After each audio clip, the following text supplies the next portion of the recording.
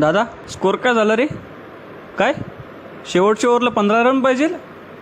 आलो आलो 5 मिनटात आलो घरी.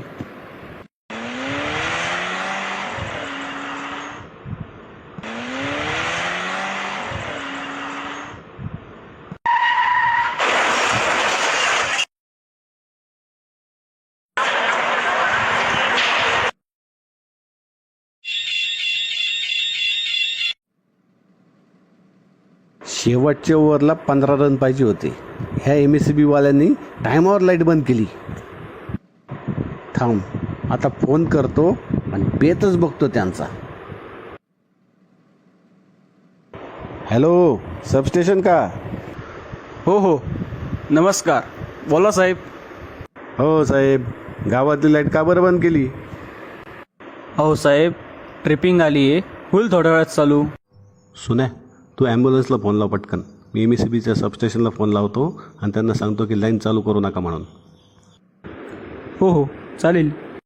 ज्या व्यक्तीस आपण कॉल केलेला आहे ती सध्या इतर कोणाशी बोलत आहे. अरे काय राव साहेब, तुमची लाईन कायम कामाच्या वेळेसच बंद करता तुम्ही. अहो साहेब, होईल थोड्या वेळात चालू. अहो, थोड्या वेळाने चालू करून काय उपयोग होईल का? मॅच संपल ना.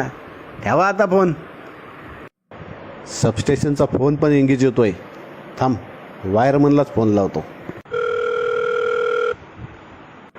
हो पाटील साहेब, अहो या मोटलजवळ एक गाडीने मेन लाईनच्या पोलला धडक दिली आणि तारा तुटल्या आहेत. त्या सबस्टेशनचाही फोन एंगेज येतोय. त्या सबस्टेशनला फोन करून सांगा लाईन चालू करू नका म्हणून. बरं बरं साहेब, मी सबस्टेशनला कॉन्टॅक्ट करतो. हॅलो, बोला पाटील नाना.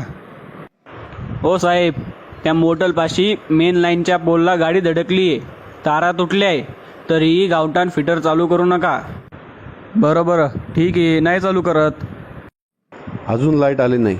थांब, परत फोन लावतो MSCBला. हो साहेब, अहो झाले का नाही तुमचे 5 मिनटं? आता करा ना चालू. हो साहेब, त्या मोटलपाशी मेन लाईनच्या पोलला गाडी धडकली आहे, तारा तुटल्या आहे, लाईन काय लवकर चालू व्हायची नाही. झाले का तुमचे नाटकं सुरू? अरे एक मॅच पण नीट पाहू दिली नाही तुम्ही. हो साहेब, तुम्ही काय मॅच पाहिली नाही ना, ती तुमच्यासाठी थांबणार नाही. पण मी जर लाईन चालू केली तर एखाद्याचं आयुष्य थांबू शकतं. ठेवा आता तुम्ही फोन. अरे, हा तर मनाचा भाऊ दिसतोय रे. हो रे, मान्याचाच भाऊ आहे.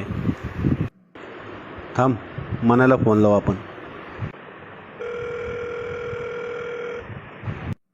अरे मान्या, या मोटलजवळ तुझ्या भावाचा ॲक्सिडेंट झाला आहे रे. मेन लाईनला त्याची गाडी धडकली आहे. ॲम्ब्युलन्सला फोन केला आहे. MSCBच्या सबस्टेशनला फोन केला तर तो फोन एंगेज लागतोय. काय? अरे मीच त्या ऑपरेटरला म्हणत होतो लाईन चालू कर म्हणून. जी चूक मी केली आहे ना, ती तुम्ही करू नका. खूपच महत्त्वाचं काम असल्यास MSCBला कॉल करा. कारण गेलेली वीज 5 मिनटात परत येईल हो, पण गेलेले प्राण कधीच नाही.